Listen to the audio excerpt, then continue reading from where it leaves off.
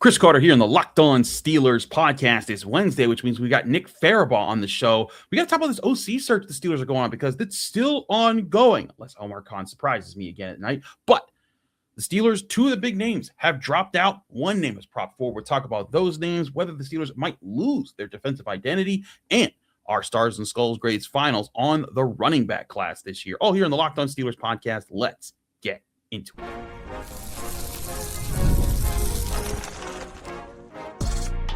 You are Locked On Steelers, your daily Pittsburgh Steelers podcast, part of the Locked On Podcast Network, your team every day.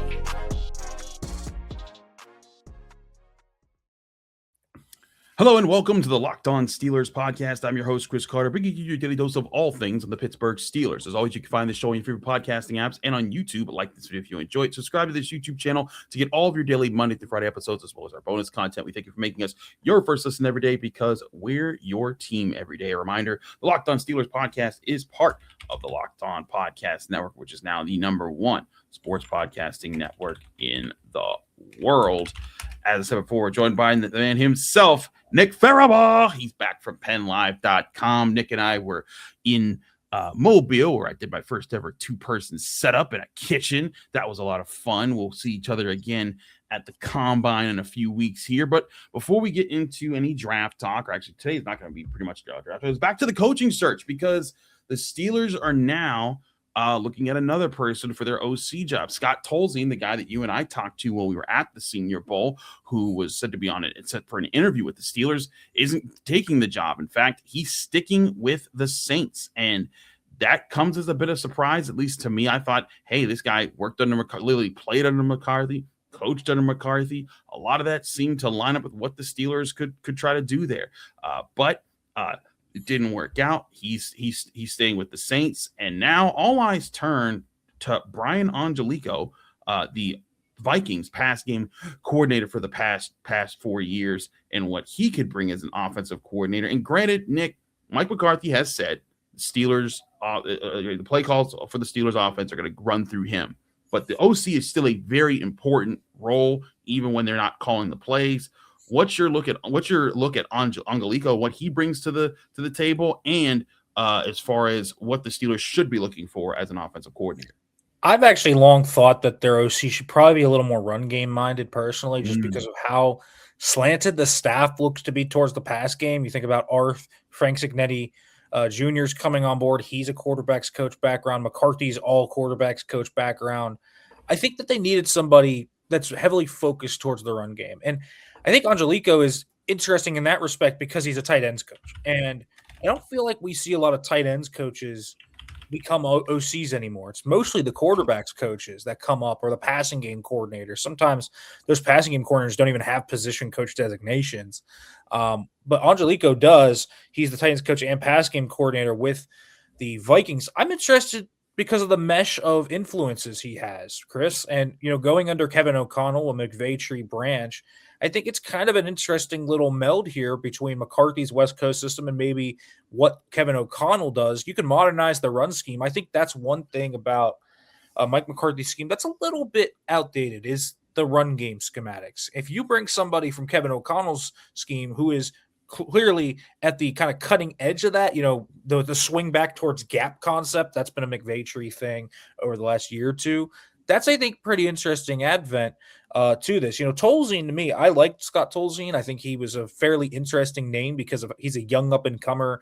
He's kind of that guy that could be a future head coach. I think he has a profile to be such.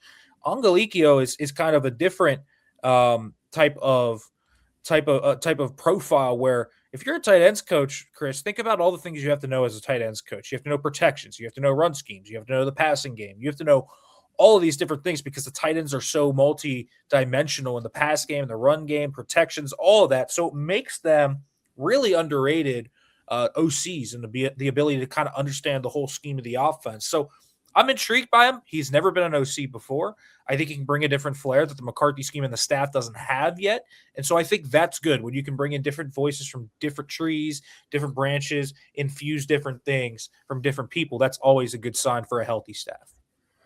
One thing that Angelichio does bring in is he does have a history of being part of an efficient passing offense. An efficient passing offense without superstar quarterback play, particularly with his time with the Vikings. He was 4 years. He was their pass game coordinator, and granted, not a play caller, which is what he won't be in Pittsburgh. But I ran through some numbers as far as 2022 to 2025.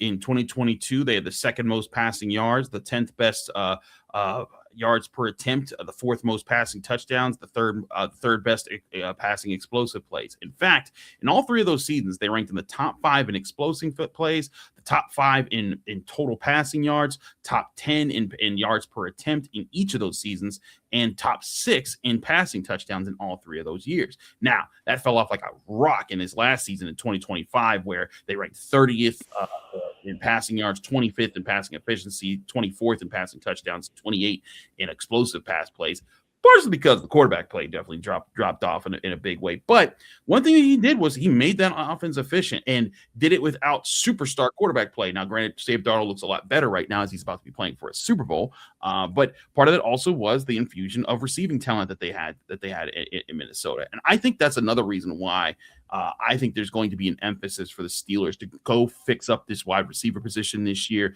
maybe even double dip high in the NFL draft to make that a supreme receiving room, so that whoever inherits that receiving room, whether it's Aaron Rodgers for another year, they draft someone else, or it's Ty Simpson, or it's Mason Rudolph or Will Howard, whoever it's going to be, they can have elite pass catchers who are dangerous, who are developing and can grow in Mike McCarthy's offense. And that can be what makes it easier for this passing offense to flourish, because, hey, you had Justin Jefferson and Jordan Addison, and that took off pretty well for him in Minnesota.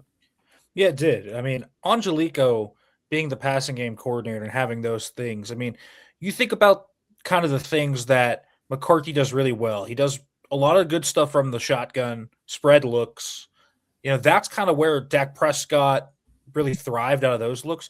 The one thing he was really good at early in his time as a head coach, when, you know, they made the super runs, was the under center play action stuff. As time has gone by, that part of his offense hasn't maybe aged as gracefully as the drop back passing game part of it. And so bringing in a guy, Chris, from McVay, Kevin O'Connell, obviously that is a big part of what made Sam Darnold so successful in Minnesota. That's part of what made Kirk Cousins during his 2 years there with Angelichio there really successful. I just like the mold and the fit of a McVay, really the Kevin O'Connell side of that branch, fitting in well schematically with the weaknesses of what Mike McCarthy's scheme was his last time in Dallas. And so I think there's a lot of positives there. I also just like that the two candidates we know about, Angelichio and Lunda Wells, both are those tight end coach backgrounds. I think there should be more OCs from the tight end coach backgrounds because of what I mentioned earlier and how much they have to understand about the whole offense. And you look at Angelichio's kind of resume as a tight end teacher. I mean, he has taught some very good tight ends over the years. Obviously now TJ Hawkinson, but Josh Oliver's there as well. He's kind of a Haas blocker. So, you know, maybe one of the first reactions I had to McCarthy's scheme was Darnell Washington's an interesting fit in this offense, but you bring in Angelichio, who has a guy like Darnell Washington and Josh Oliver. They're not that dissimilar from one another. It works, right? You kind of understand where the vision is there. And so I'm fine with kind of the idea of the hire. I think it works well. He's a first-time OC, and he fits a lot of what they don't have right now on the staff, which is, I think, something that is always a good thing when you have a staff. Have diverse voices from different backgrounds, and he kind of brings that with his schematic background. I think he does, for sure. I think that's certainly something that's going to be interesting to see how it mixes, though. I do wonder how the run game will work, especially now we know Eddie Faulkner. I mean, he was already pretty much gone with the running backs coach that they did hire, but he now heads to the Baltimore Ravens. We'll talk more about that in a bit. But before we get to that, I also want to talk about this defense, because there's been a lot of changes with the defense, and in a time where it's going through a transition itself. What's the fear the Steelers could have there of losing a defense that, for the better part of the last 10 years, has kind of carried them? We'll talk about that next here on the Locked On Steelers podcast. Chris Carter, Nick Farabaugh, stick with us. We'll be right back.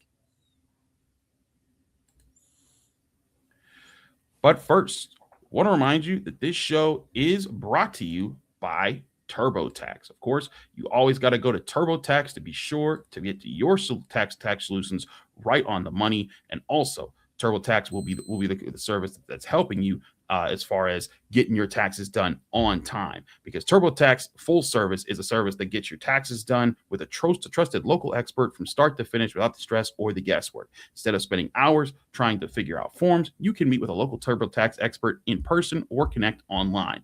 They handle everything from W-2s to self-employed forms and work to get you every deduction. You can upload your documents, go about your day, and get updates right in the TurboTax app. It's a huge time saver and gives a real peace of mind knowing an expert is handling it.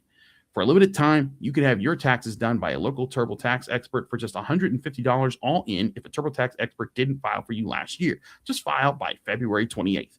Take your taxes off your plate and get back to your life. Visit TurboTax.com/local to book your appointment today. TurboTax.com. We're also brought to you by BetterHelp. This episode being sponsored by BetterHelp. February can be a lot. Flowers, candy, stuffed animals, and so much to talk about when it comes to relationships. And it honestly can feel like everybody else has it all together in their love life. But here's the truth. Whether you're married, dating, single, or just focusing on you, most people are still figuring it out. And no matter where you are in your romantic journey, therapy can help you find your way. It can help you get clear on what you want, what feels heavy, and how to take some pressure off yourself. It's easy to assume everyone else has the perfect relationship, but most people are working through something. Therapy can help you recognize patterns that might be weighing relationships down. It can help you communicate better, set healthier boundaries, and stop carrying everything alone. And even if you're not in a relationship right now, therapy can help you feel more confident in what you want moving forward. BetterHelp has licensed therapists in the U.S., and they do the initial matching work for you so you can focus on your goals. And if you want to switch therapists, you could do that at any time. Sign up and get 10% off at betterhelp.com/lockedon. That's BetterHelp, betterhelp.com/lockedon.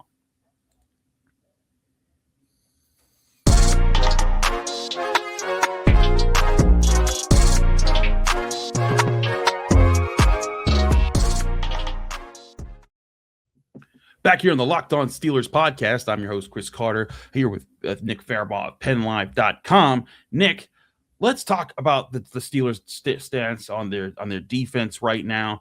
I talked about this briefly with Alan Saunders yesterday, but Jared Alexander is now joining the Vikings. He also tweeted out Skull, so that's a definite thing that's happened there. Jason Simmons is now not only the defensive pass game coordinator, but also the DBs coach for the Steelers. They still have to fill in quite a few positions in that defense. Damata Pecco looks like he's going to be the D-line coach. We'll see how the rest of this defensive staff gets filled out. But Nick, this is a defense that I think could be in the bit of a transition right now, because for years the Steelers defense was one of the best in the NFL. And when I say one of the best, I don't mean number one, but I do mean they were top 10 for the 3 years before 2025. They were 8th in 2024, 6th in 2023, 10th in 2022. And in 2020 and 2019, they were 3rd and 5th in scoring. So in 5 of the 6 years before 2025, they were a top 10 scoring defense and a top 6 scoring defense in 3 of those years. But last year they fell off a bit, and I think partially due to TJ Watt was not TJ Watt anymore. Cam Hayward, wasn't a double-digit sack man, still a really good player. And they didn't have Minkah Fitzpatrick anymore in the back end of that defense. And safety became a bit of a liability for this team. And now, while they're getting new younger guys in like Joey Porter Jr., Derek Harmon, there's other guys being infused in. This team's also got to going through another transition as far as coaching, because the entire defensive coaching staff outside of Scott McCurley is being flipped over. Do you see that this as a real danger zone for the Steelers to lose ground by a lot on the defensive side of the ball while they're also still trying to figure out how things are going to work on the offensive side of the ball? Or do you think the way this roster is constructed on defense, Patrick Graham and the crew whatever crew they assemble will be fine to at least hold serve with where they are? It depends. I mean, it depends on what the vision for the defense is. I don't know. Patrick Graham has talked a lot over the years to people, and he's kind of talked about how he doesn't really have a scheme, right? It's kind of whatever he sees fit for the roster. I think a lot of Patrick Graham's core tenets fit what the Steelers need. And that is, the creative sim blitzes, the kind of sub-package football that they're going to play, I think is going to be different. I think it's going to be more honestly like the 2020 defense where the Steelers lived in nickel and dime that year a lot more. If you remember that year, because they had Mike Hilton, Cam Sutton was a thing, and they had like 4 really good corners. They had 3 good, safeties, and they just played a bunch of sub-package football. That's probably what they're going to be like. That's a lot of what Patrick Graham likes. I think it's going to be about how Patrick Graham implements his own vision and how much he implements a culture. The one thing that is kind of concerning to me is all the voices from the turnover culture outside of McCarthy are gone, right? You think about, Terrell Austin helped build that. That was a Mike T thing. Then you look at Gerald Alexander continuing that after Grady Brown left. All of that is now you're kind of turning that over. And I would imagine if you looked at the Steelers' wins, I don't know how many of those had, 2 or more turnovers, but I would imagine that is a huge part of what their win formula was under Mike Tomlin. That, I think, is a question. The other thing that I think, and the one thing I was concerned about with Patrick Graham with the hire is he didn't get a lot of pressure, just schemed up pressures. I think that was something that he looked at. Now, granted, he just had Max Crosby in like the land of misfit toys to work with. So, it's not necessarily all on him, but that was something, and it's been pretty consistent since his time in Miami, that the schematic pressure hasn't been as much there, but he's going to have a front that can probably collapse pockets. So the one thing I am concerned about is what is their identity going to be? I think that they're going to schematically actually freshen up a little bit. I think it'll probably carry over a little bit of what they did last year, probably some more quarters, probably some more too high split safety looks, probably some more stunts, sim pressure. So they'll change some things up. But they have to establish a culture. And Patrick Graham has always established a culture that's not that dissimilar from Mike Tomlin in that he wants to stop the run first, limit explosive plays, and then he preaches violence and gang tackling and playing as a unit, playing as one, force. And if they can establish that, I think it might be different, but it'll work. The question is, can the staff do it? Because it is a staff that's going to be a little different than the other ones. I think there's going to be some younger pieces there as well. Who's going to be the outside linebackers coach? That will be something to look at as well. But it's going to be a different staff, a different vision. The question really is, to me, can they maintain the turnover culture? Because that's been such a huge part of their success over the last, who knows, 8 to 9 years probably at this point. Yeah, I mean, and even before like this last iteration, it was a big part of what Dick LeBeau and them made work in their best defensive years. They were able to create turnovers at key points of games, but like you said, like that was one way the Steelers, when Mike Tomlin liked to say splash plays, where we look at explosive play rates, the Steelers, as far as how they operated as a defense, their way of creating explosive plays was to create turnovers, and it won them so many games. It helped them muck up games where you look by position, the other team might have a better roster, at least a more purely talented roster, and it helped them make up the difference in that. The Steelers going to have to find a different way to win, unless they can recapture that culture somehow. But again, I thought that if anything, Mike McCarthy being an offensive coach could have kept guys like Dunbar, like Denzel Martin, like Gerald Alexander, guys who were big pieces of that room that lifted guys up and the guys gravitated around to say, hey, we're going to learn, we're going to keep the culture there on that side of the ball where they create turnovers, they create havoc. And if we fix things on the offensive side of the ball, then it could be, hey, rising tide lifts all boats. Everyone kind of rises up together. But now while you're rebuilding the defense, while you're instituting all this change on the offensive side of the ball as well, that to me could be a risk there for the Steelers. Now, hey, it's a risk-taking business, right? You got to take risks to make progress in the NFL at some place or another, especially when you're having this kind of coaching staff turnover. But to me, that's where if people say, hey, Chris, what do you think about this? Could this backfire? Could this whole coaching search be a flop? Could it be great? Could it be this or that? This to me is my biggest concern as far as what could spoil, even if the offensive shakeup works. Let's say Mike McCarthy's offense, does turn old Aaron Rodgers or Will Howard or Mason Rudolph or Malik Willis or whoever into proficiency in offense, and they're not just a middling offense like they were under Arthur Smith. Let's say they take that step forward, but this defense falls back. That could be the very thing that kind of keeps them either where they are or drops them even further from where they've been. And that's where I think a big concern exists for the Steelers roster right now and the Steelers coaching staff. And again, I'm not dooming Patrick Graham and that side of the ball to be that for sure, but I am saying that this should be a very important thing for McCarthy to watch as the head coach and look to manage. Didn't Mike McCarthy say a stat that jumped out to you in his opening presser? He's had one top 5 defense in his head coaching career. That's an interesting stat to me. And they won a Super Bowl that year, but he hasn't repeated it since. And so, I will also say, I don't think he's had quite talent like the Steelers have on that side of the ball either. And neither has Patrick Graham. The Steelers, in some respects, have been carried talent-wise. I think you look at some of the schemes that they've utilized. I thought, over the past few years, the talent has really helped them out more than the scheme has. And we've talked about that many times, Chris, how the scheme let them down at times. And so I'm all for the schematic shakeup. I think it's a good thing. I think they needed new voices on the defensive side of the ball. I think if Mike Tomlin had stayed, Chris, and I think you would agree with this, they would have been looking for a new defensive coordinator anyways, probably. I don't think I agree with that. Expected Terrell Austin back. Carl Dunbar, Denzel Martin, Gerald Alexander, I think are good coaches. I would have, liked to have retained them. But I also understand to a degree where Mike McCarthy wants to go, which is let's just clean the slate here. And, this defense was outdated schematically. They started to implement some more things, but they needed a shakeup. And Patrick Graham has the right type of mindset for that. The real question is, I have concerns with the Jason Simmons hire, for example. The Washington defense was one of the worst passing defenses in football last year. Now, it's hard to pin how much you put it on the defensive pass game coordinator, right? You don't really know. And before that, Simmons had a really good resume of developing DBs. So there's like positives and negatives to this. You talk about Dominic Pecco, like intriguing hire, but the guy has coached for 2 years. Literally, he has coached for 2 years. McCurley has basically been attached to Mike McCarthy's hip his entire career. There's concerns there for sure. And what I really think they need, and you want to talk about maintaining some semblance of culture, what they need is a veteran senior defensive assistant or run game coordinator or both on this side of the ball. You want to talk about expanding the staff. All right, then do it.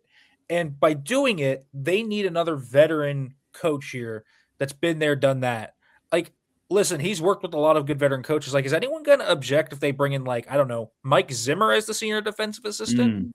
Like, something like that, I think sounds good because I think that side of the ball, if you want to maintain a culture or a vertical kind of nature to this where you're like, have a vision, have a clear one, that's one way to do it is just bring in experience, make sure that that side of the ball is really insulated. And so that's one thing I would do. I would do the same thing on the offensive side of the ball. I'm imagining Cignetti's going to be your senior offensive assistant there, right, but I'd bring in a run game coordinator, a guy that is just the run game coordinator. That's all. And make sure you fill in the gaps and have everyone kind of assigned to very specific things because that is what allows a successful staff to work if you're going to go with a bigger staff, specialization of the staff, if you will. So there's certainly concern. I understand what you're saying, Chris. I also think that they need a freshening up, but how that vision kind of almost counteracts, it's not even necessarily McCarthy's thing. It's almost going to be how does Patrick Graham want to make it work? I agree. That's certainly a way that they could make that happen. I think what's going to be also interesting with Frank Cignetti is I wonder where it's going to go as far as how he impacts the offense. I covered him in his time at Pitt in how he was an offensive coordinator that came back to Pitt, revamped the offense a bit in 2022, before it fell off in 2023. And I just remember there was at one point where I'm covering Pitt and they're playing in Virginia Tech. And I know that you're going to remember this game because you're a Pitt man yourself. And Israel Abanikanda had the best day since Tony Dorsett, even better than Tony Dorsett did. He had like 6 rushing touchdowns. He had ridiculous, day of insane yardage. I think 300 plus yards, 320 yards on 36 carries. And I just remember seeing Frank Cignetti walking down the hallway after halftime saying, we just got to stick it to him. because they were trying the pass game with Keaton Slow, but it wasn't working. They couldn't get the pass game going. And then they said, we just got to do it. And I was like, what does he mean by that? And then they came out and they just kept handing it off. And Izzy Abanikanda just took off and destroyed Virginia Tech's defense. And it makes me wonder, could Frank be part of something like that? Typically, when you look at Frank Cignetti's history as an assistant coach, he's been a quarterback's coach. He was a quarterback coach for Aaron Rodgers in the Packers, quarterback's coach with the Giants. He was OC with the Rams, quarterback's coach there as well, quarterback's coach at Rutgers, at Pitt, at Cal, just all over the place. He's been that guy, quarterback coach for the Niners as well. So that's been his MO for years in the past. But this is also a guy who knows a lot of football. Frank Cignetti's been around for a very long time. And so I wonder if that could be part of his role is, hey, I'm going to help here as far as, we're going to help not just the quarterbacks, but I'm going to help overall shaping the offense. And maybe he could sort of be that unofficial run game coordinator, or at least part of that effort. Yeah, I mean, that could be part of it. Listen, Frank Cignetti's tenure with Pitt, not something to look back fondly upon, in my opinion. Probably one of the weakest hires on the staff, if I'm being honest with you. But I understand where they're coming from. Here's the thing. I like some of what they're doing with the run game stuff. I like the Campen-Evans duo. I mean, how many teams are going to say that their assistant offensive line coach is potentially going to be a Hall of Fame? I mean, that is pretty crazy when you think about where Jari Evans is. Ramon Chinyoung, their new running backs coach, everyone I've talked to from, Dallas and around the league thinks he is a rising star. I think that he is going to be a pretty good hire for them. I do like Eddie Faulkner as a coach, obviously, but it seems like he's going to be a pretty good hire, at least where people think. He would have gotten a job, somewhere as an O-line coach pretty soon, maybe this cycle even. But they need another voice there, man. We talk about, the OC hire and Angelichio, and he fits that mold. That's the concern I have with Mike McCarthy's scheme, is the run game. And the Steelers are just built right now to be a team that runs the ball.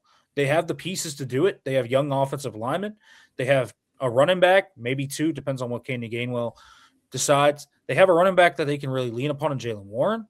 That run game needs to be humming, because the best the Steelers offense was in 2023 with Eddie Faulkner as co-OC, running gap schemes, running polars. And you look at Fautanu, McCormick, Frazier, Broderick, Dylan Cook, all athletic guys that move in space. Sayamala is a pretty good polar too. If he does return, who knows what they're going to do at left guard. But they have all the pieces here. I mean, Darnell Washington, they have all the pieces here to be a team that does gap stuff on the move and really hits explosives off gap runs. And so that, to me, has to be the focus. And that has not traditionally been a Cignetti thing. He's been more of a traditional, simple kind of zone running scheme rather than the power counters, the traps, things like that involve pullers. Certainly. Let's talk more about that run game, because next up we got the final grades for the running back group. They're going to be next up here. Our final stars and skull grades for the Steelers running backs this year, all here on the Locked On Steelers podcast. Chris Carter, Nick Farabaugh. Stick with us. We'll be right back. This episode here is brought to you by Home Chef. As the new year gets going, a lot of people are looking to simplify their routines, and dinner is a big one. Between busy work dates, cold winter nights, and packed schedules, having an easy, reliable dinner plan makes a huge difference. That's where Home Chef comes in. Home Chef takes the stress out of cooking by delivering fresh, pre-portioned ingredients right to your door with easy-to-follow recipes and actually tastes great. They're rated #1 by users of other meal kits for quality, convenience, value, taste, recipe, and ease. It's easy to see why. Meals come ready to fit your schedule, 30-minute recipes, oven-ready trays, or quick lunches. Recipes are simple but feel elevated, even restaurant quality, with dishes co-created by chefs like Gordon Ramsay. Saves time and money. Home Chef's customers save an average of $86 per month on groceries. For a limited time, Home Chef is offering our listeners 50% off your first box, free shipping, and free dessert for life. Go to homechef.com/lockedon. That's homechef.com/lockedon for 50% off your first box, free shipping, and free dessert for life. Must be an active subscriber to receive free dessert. Also brought to you by Gusto. Let's be real. No one starts a business for the joy of calculating tax withholdings or managing payroll spreadsheets. That's where Gusto comes in to take the stress out of payroll, benefits, and HR so you can focus on running your business and supporting your team. Gusto is the all-in-one remote-friendly payroll and HR platform that makes managing your team simple, transparent, and fast. Whether you're hiring, onboarding, or paying employees, Gusto helps you do it all in one place without hassle and hidden fees. Unlimited payroll runs for one monthly price, which means no surprise charges at the end of the month. Gusto's automated tools like offer letters, onboarding materials, and direct deposits can save you hours every week. Try Gusto today at gusto.com/LockedOnNFL and get 3 months free when you run your first payroll. That's right, 3 months of free payroll at gusto.com/LockedOnNFL. One more time, that's gusto.com/LockedOnNFL.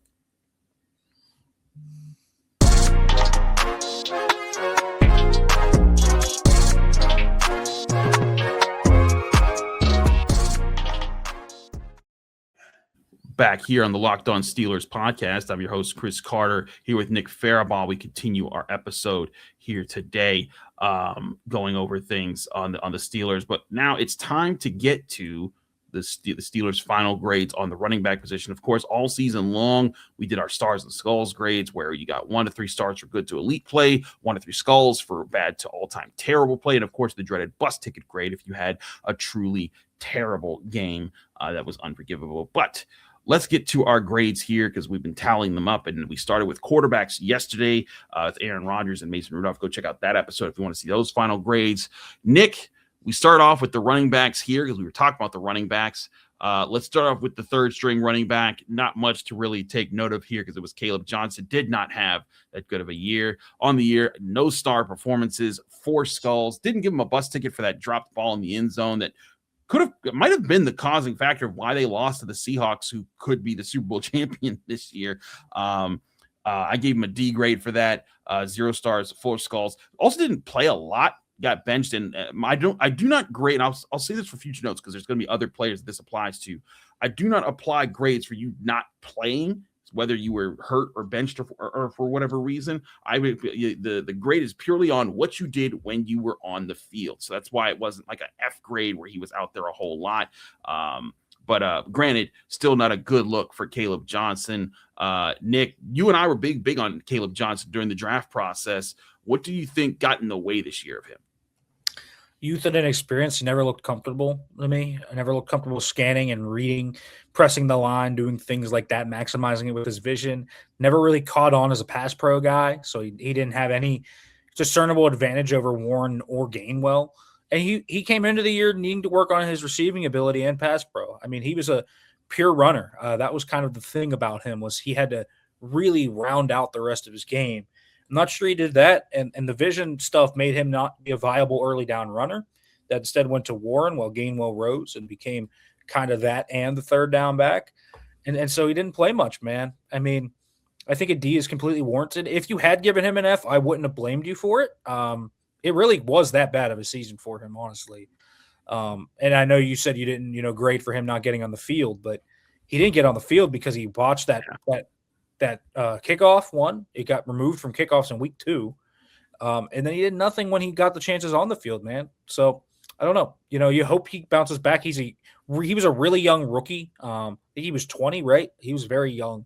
So it's certainly possible that he can bounce back with another offseason. So I'm not, burying him in the grave yet, but not a promising rookie season for Caleb Johnson at all. No, not at all. But the guy who overperformed at the running back position that I think surprised everyone was Kenneth Gainwell. I'm going to go to his grades next. On the year, he had 22 stars, only 2 skulls. That's good enough for an A grade by our metrics here. 20 more stars than skulls in the games that he played. A huge addition to the Steelers offense. They don't get where they got this year without him in the picture there. Nick, am I being too generous here with an A grade here, or is Kenneth Gainwell, Kenny G, was he that guy for the Steelers? He was awesome, man. I mean, he was great in pass pro. He was really good as a receiver out of the backfield. He was a very determined, solid runner. He's just a solid, good around football player. You don't even have to put the special teams contributions he had, right? He was on kick coverage, man, making tackles too. Lots of really good things about Kenny Gainwell that really exemplify him. The hidden yards he creates, I thought, were really impressive. He was like a receiver at times when they put him out there. So, you want to talk about over performances. He is up there, and he certainly is worthy of the A grade, not just because the expectations for him maybe weren't, where people thought they should be, because they were certainly low, and he just blew those out of the water. I think he was just a straight up, it wasn't just a feel good story. He was just a straight up really good football player. And so, yeah, the A grade is totally worth it. Absolutely. I'm right with you there.